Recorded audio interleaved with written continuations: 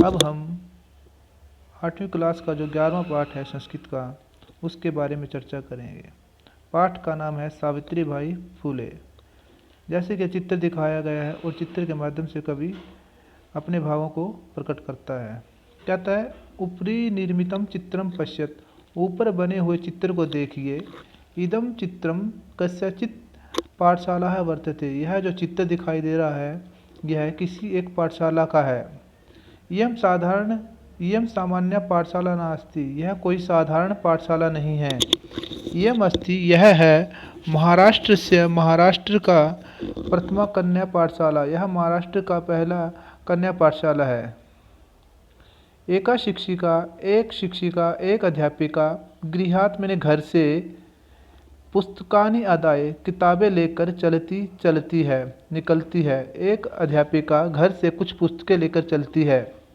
मार्गे, रास्ते में, कश्चित मैंने कोई, तस्या ऊपरी उसके ऊपर, धूलिम मिट्टी, कश्चित च और कोई, प्रस्तर खंडान क्षिपति और कोई उसके ऊपर पत्थर के टुकड़े फेंक देता है। जब वह रास्ते से चलती है तो कोई उसके ऊपर मिट्टी, कोई उसके ऊपर पत्थर के टुकड़े, पत्थर के कंकड़ फेंक देता है। परंतु सा मैंने वह स्वदृढ़ निश्चयात, वह अपने दृढ़ निश्चय से न विचलित नहीं होती, परंतु वह अपने दृढ़ निश्चय से विचलित नहीं होती। स्विद्यालय कन्या भी सविनोदम आलपंती स अध्ययने अध्यापने संलग्ना भवती। स्विद्यालय अपने विद्यालय में कन्या भी लड़कियों के साथ सविनोदम विनोद सहित आलपंती मैंने बात करती हुई, पढ़ाती हुई, सा अध्यापने वह पढ़ाने में संलग्ना लगी रहती है, और वह अपने विद्यालय में लड़कियों को पढ़ाने में लगी रहती है। तस्या स्वकीयम अध्ययनम अपि सहैव प्रचलति, तस्या मैंने उस सावित्री का, स्वकीय मैंने खुद का भी, अपना भी जो अध्ययन है, जो पढ़ाई है, वो साथ के साथ चलती है। वो लड़कियों को तो पढ़ाती है, साथ में खुद भी वह पढ़ती है। के यम महिला, क्या का यम महिला, वह कौन सी महिला है। अपि यूयम इमा महिलाम जानी था, अपि भी यूयम मैंने आप लोग, इमा मैंने उस महिला को, जानी था जानते हो, क्या आप उस महिला के बारे में जानते हो। यमेव यही महाराष्ट्र की प्रथमा मैंने पहली महिला शिक्षिका सावित्री बाई फुले नामधेया, वह यह ही महाराष्ट्र की पहली शिक्षिका सावित्री बाई फुले थी। सावित्री जनवरी मासस्य तृतीये दिवसे 1831 ख्रीस्ताब्दे महाराष्ट्रस्य नायगावे नामनि स्थाने सावित्री अजायत। जनवरी मास के तृतीय दिवसे, तीसरे दिन, 1831 ख्रीस्ताब्दे 1831 ईस्वी में महाराष्ट्र के नया नामक गांव में स्थान पर सावित्री बाई का जन्म हुआ। सावित्री बाई का जन्म 3 जनवरी 1831 में नया गांव नामक स्थान पर हुआ था। तस्या माता, उनकी माता का नाम लक्ष्मीबाई, पिता च और पिता का नाम खंडोजी इति इभितो, यह जाना जाता है। उनकी माता का नाम लक्ष्मीबाई और पिता का नाम खंडोजी दीक्षित था। नव वर्ष देशिया सा ज्योतिबा फुले महोदयन परिणीता। नव वर्ष देशिया, जब वह 9 साल की थी, सामने वह ज्योतिबा फुले के साथ परिणीता, शादी कर दी जाती है। जब वो मात्र 9 साल की थी तब उनकी शादी ज्योतिबा फुले के साथ कर दी जाती है। सो अपि वह भी, तदानी मैंने तब, 13 वर्ष कल्प कहा, 13 साल के एव आसी 13 साल के ही थे जब ज्योतिबा बाई फुले की शादी हुई। वो भी उस समय पर मात्र 13 साल के थे। यतो ही सह स्त्री शिक्षायाः प्रबल समर्थका आसीत्, यतो ही मैंने, क्योंकि सह मैंने वह ज्योतिबा फुले स्त्री शिक्षा के प्रबल समर्थक थे। अतः इसलिए सावित्र्याः मनसि, सावित्री के मन में जो स्थित अध्ययन अभिलाषा, पढ़ने की जो अभिलाषा थी, उत्साह प्राप्त होती, उसको उत्साह मिलता है। इतः परम, इससे पहले, सा सा गृहम् आङ्ग्लभाषया अपि अध्ययनं कृतवती। वतः परम् और उसके बाद उसने सावित्रीबाई फुले ने सगृह आग्रह सहित आंग्ल भाषा या अंग्रेजी भाषा का भी अध्ययन किया। उसके बाद उन्होंने अंग्रेजी भाषा को भी सीखा। 1848 तमे ख्रीष्टाब्दे पुणे नगरे सावित्री ज्योतिबा महोदयेन सह कन्यानां कृते प्रदेशस्य प्रथमं विद्यालयम् आरभत। 1848 ईस्वी में पुणे में सावित्री ने ज्योतिबा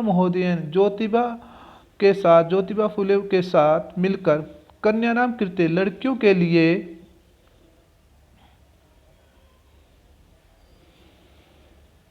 प्रदेश का प्रथम मैंने पहला विद्यालय मैंने स्कूल प्रारंभ किया। और 1848 में पुणे में सावित्री भाई ने ज्योतिबा फुले के साथ मिलकर लड़कियों के लिए पहला स्कूल खोला। तदानीम सा तब वह केवल मात्र 17 वर्षीय आसित। वह उस समय 17 साल की थी जब उन्होंने लड़कियों के लिए स्कूल खोला। उस समय उनकी आयु 17 साल की थी।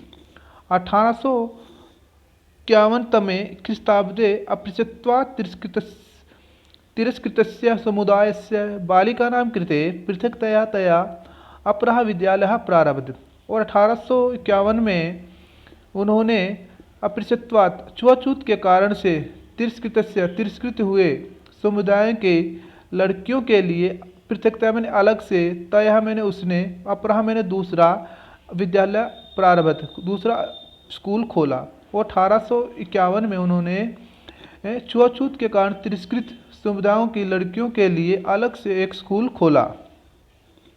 सामाजिक कृतियों का भी सावित्री भाई ने मुख्य में खुलकर विरोध किया। और सामाजिक कृतियाँ का विरोध भी सावित्री बाई ने खुलकर किया। समाज में जो कृतियाँ फैली हुई थी उनका भी सावित्री बाई ने खुलकर विरोध किया। विधवानां शिरोमुंडनस्य निराकारणाय सा साक्षात नापित ही मिलिता। और जो विधवाओं के सिरमुंडन की जो निराकरण है उसको दूर करने के लिए सामने वह साक्षात प्रत्यक्ष रूप से नापित ही मिली था, वो नाइयों से मिली। और जब पहले क्या था कि जब अगर औरत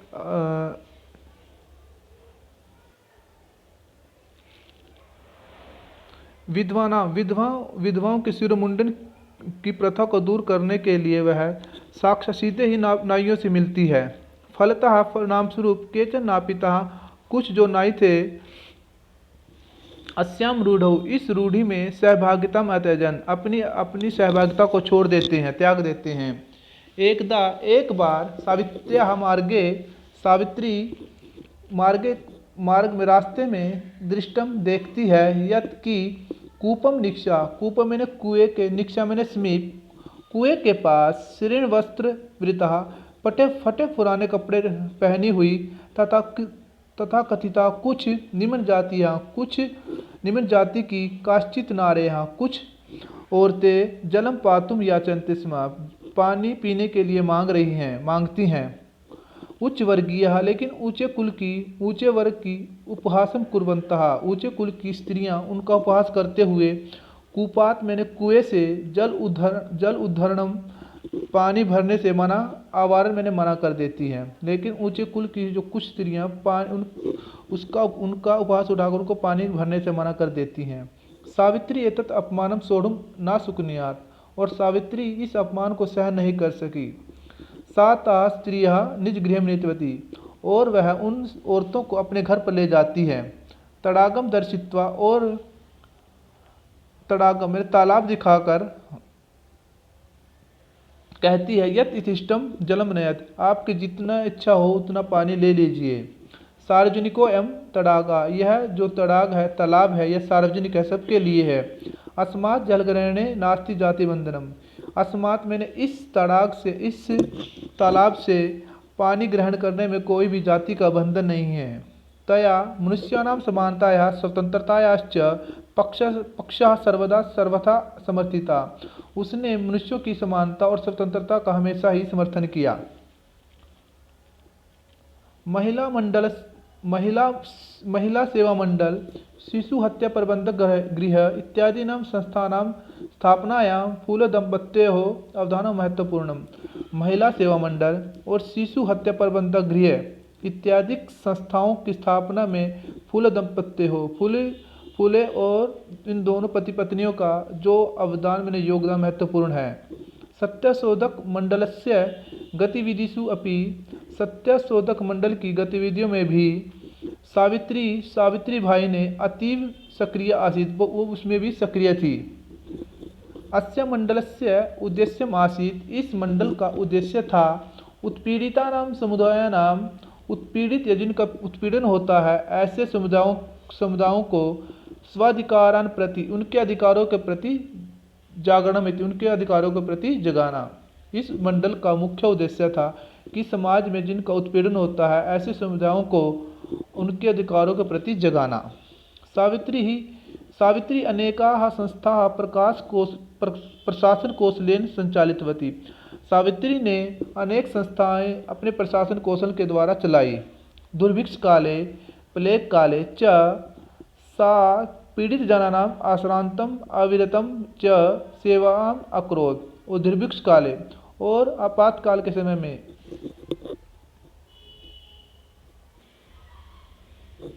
दुर्भिक्ष काले और अकाल के समय में और प्लेग काले और प्लेग के समय में सामने वह पीड़ित जनानाम पीड़ित व्यक्तियों की अश्रांत बिना थके अविरतम निरंतर सेवा अकरोत, उसने सेवा की। कहते अब अकाल के समय में और प्लेग के समय में सावित्री भाई ने पीड़ित लोगों के लिए बिना थके बिना रुके हमें सेवा की। सहायता सामग्री व्यवस्था ही सर्वथा प्रयासम अकरोत, और उनके लिए सहायता सामग्री की व्यवस्था के लिए भी हमेशा प्रयास किया। महारोग प्रसार काले सेवारता सा स्वयं असाध्य रोगेण ग्रस्ता।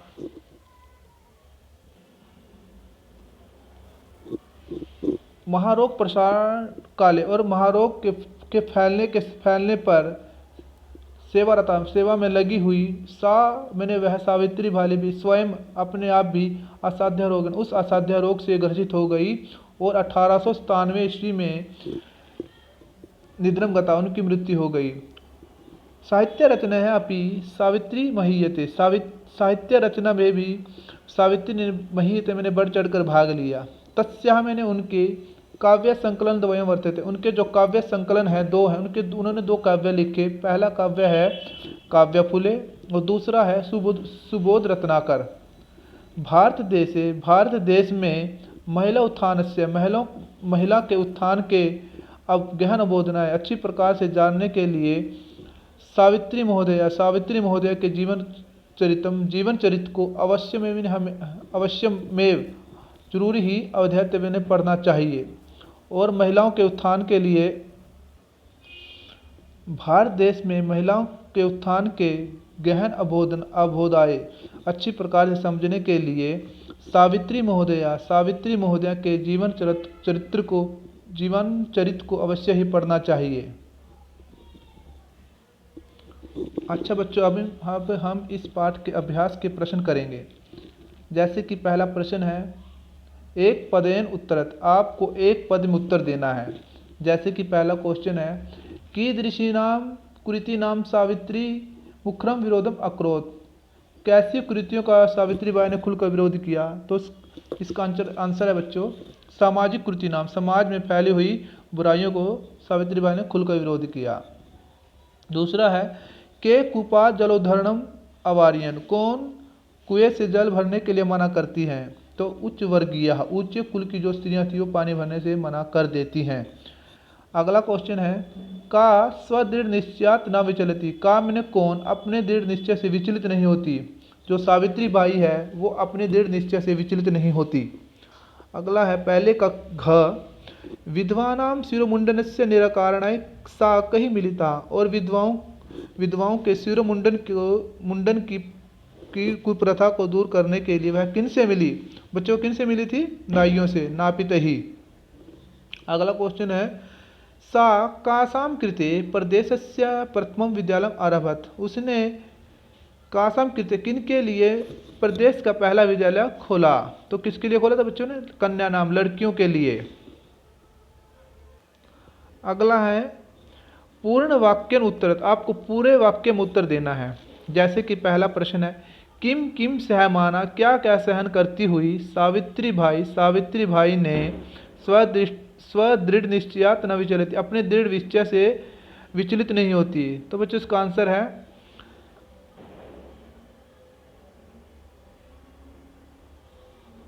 ख। यदा सावित्री स्वगृहात् विद्यालय प्रति चलती, जब सावित्री भाई अपने घर से विद्यालय के लिए चलती है तो तभी जनाहा मैंने लोग तस्या ऊपर, उसके ऊपर प्रस्तर खंडान क्षिपंती, पत्थर के टुकड़े फेंक देते थे। इदम सहमाना, यह सहन करती हुई, सा दृढ़ निश्चयात न विचलती, इन सबको सहन करते हुए वह अपने दृढ़ निश्चय से विचलित नहीं होती। अगला क्वेश्चन है, सावित्री बाई फुले महोदया पितरों नाम किम आसीत, सावित्री बाई फुले के माता पिता का नाम क्या था? तो बच्चों इसका आंसर है सावित्री बाई फुले, ये सावित्री बाई फुले महोदया माता लक्ष्मीबाई, पिता च खंडोजी आस्ताम। सावित्री बाई फुले के माता का नाम लक्ष्मीबाई और पिता का नाम खंडोजी था। अगला क्वेश्चन है, विवाहानंतरमपि सावित्र्याः मनसि अध्ययन अभिलाषा कथम उत्साह प्राप्तवती, विवाह होने के बाद भी सावित्री के मन में जो पढ़ने की जो इच्छा थी वो कैसे उत्साह को प्राप्त हुई? इसका आंसर है बच्चों घ। सावित्री के पति स्त्री शिक्षा के प्रबल समर्थक थे, अतः इसलिए उनके मन में अध्ययन की अभिलाषा उत्साह प्राप्तवती, इसीलिए उनके मन में पढ़ने की अभिलाषा उत्साह को प्राप्त हो गई। अगला क्वेश्चन है घ। जलम पातुम निर्वायमाणा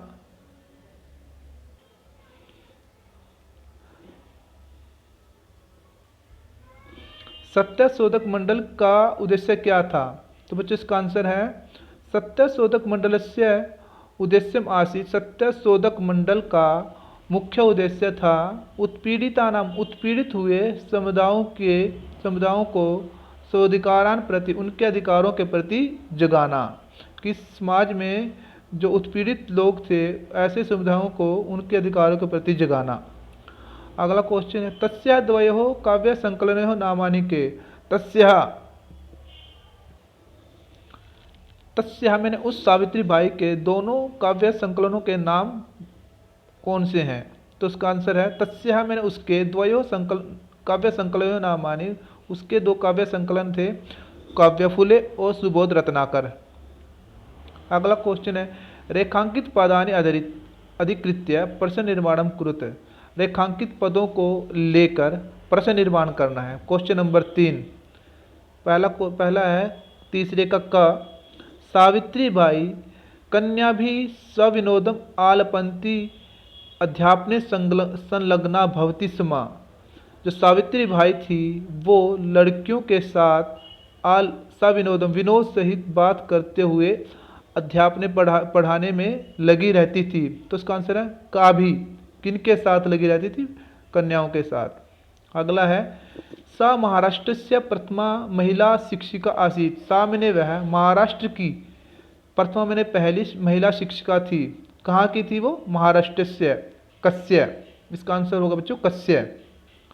अगला है ग। सा स्वपतिना सह कन्यानां कृते प्रदेशस्य प्रथमं विद्यालयम् आरभत, सा मैंने वह स्वपतिना सह अपने पति के साथ कन्यानाम कृते लड़कियों के लिए प्रदेश का पहला स्कूल खोलती है। कन्यानाम कृते किसके लिए? कासाम, इसका आंसर होगा कासाम। सा स्वपतिना सह कासाम कृते लड़कियों के लिए प्रदेश का पहला स्कूल खोलती है। अगला है तया घ। तया मनुष्याणाम समानतायाः स्वतंत्रतायाश्च पक्षम सर्वथा समर्थिता, उसने मनुष्यों की समानता और स्वतंत्रता के लिए हमेशा ही समर्थन किया। केसाम। अगला क्वेश्चन है, साहित्य रचना अपि सावित्री महीयते, साहित्य रचना में भी सावित्री ने बढ़ चढ़कर भाग लिया। तो बच्चों किसने साहित्य रचना में बढ़ चढ़कर भाग लिया?